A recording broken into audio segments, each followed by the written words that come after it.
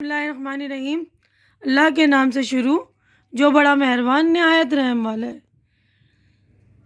السلام علیکم، میری چینل میں آپ کا استقبال ہے۔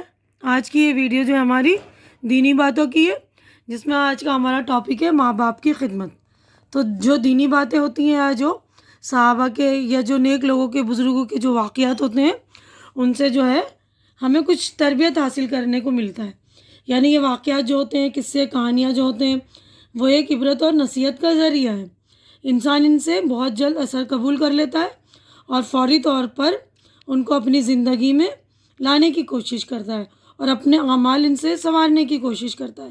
کہ یہی وجہ ہے کہ قرآن کریم میں کئی جگہ جو عبرت آموز کہانیاں، نصیحتیں وغیرہ یا واقعے وغیرہ بیان کیے گئے ہیں، رسولوں کے، انبیاء کے، صحابہ کے، ہے نا، تاکہ جو لوگ عقل و شعور رکھتے ہیں ان کو پتہ ہے کہ ہم دنیا میں کس لیے آئے ہیں، تو ان واقعات سے وہ لوگ عبرت حاصل کرتے ہیں۔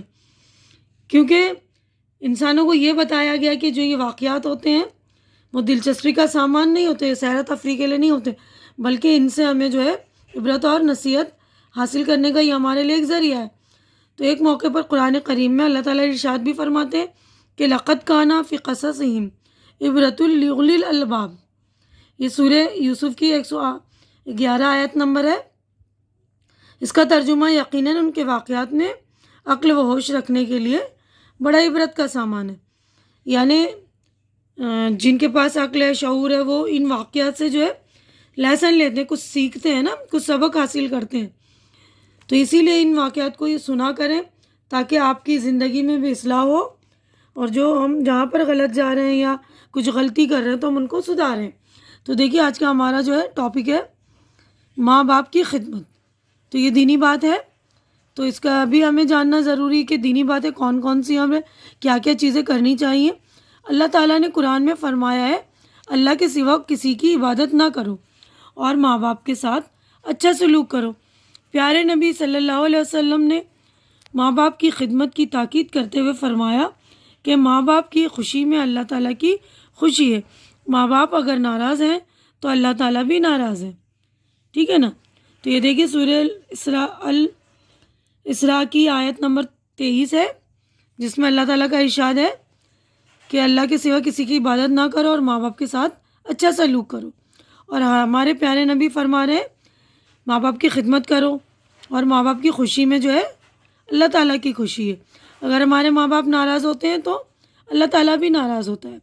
اس لیے پیارے بچوں، ہم اپنے ماں باپ کا بہت ادب کریں، ان کا کہنا مانیں، ان کو کبھی بھی ناراض نہ کریں، ان سے ہمیشہ دعائیں لیتے رہیں۔ ماں باپ کی دعا اولاد کے لیے ضرور قبول ہوتی ہے۔ یعنی آپ لوگ ماں باپ کو خوش رکھیں گے تو ایٹومیٹک ان کے دل سے دعا نکلے گی نا۔ تو ماں باپ کو خوش رکھا کریے۔ ماں باپ ہمارے لیے بہت بڑی نعمت ہے۔ انہوں نے ہمیں محبت سے پالا پوسا، رات کی نیند اور دن کا چین ہم پر قربان کیا۔ ہمیں کچھ پتہ نہیں تھا، پیار سے ایک ایک بات سکھائی۔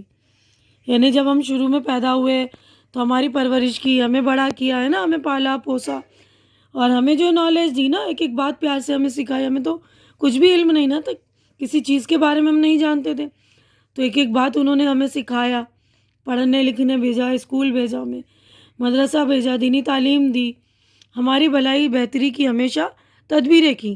یعنی جس چیز میں ہماری بھلائی ہوتی ہے وہ اس کی کوشش کی انہوں نے۔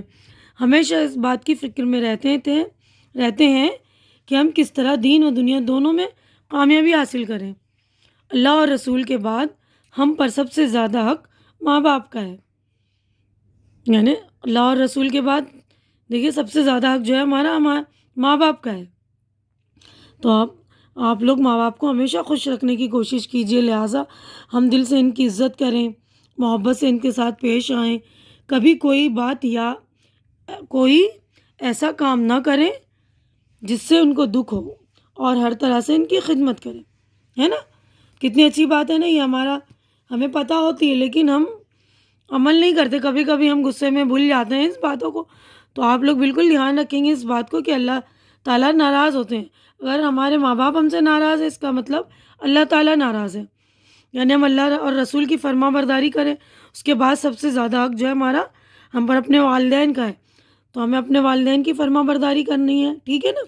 تو امید کرتی ہوں کہ میری جو ہے یہ ویڈیو آپ کو پسند آ رہی ہوگی اور یہ ٹاپک بھی آپ کو اچھا لگا ہوگا۔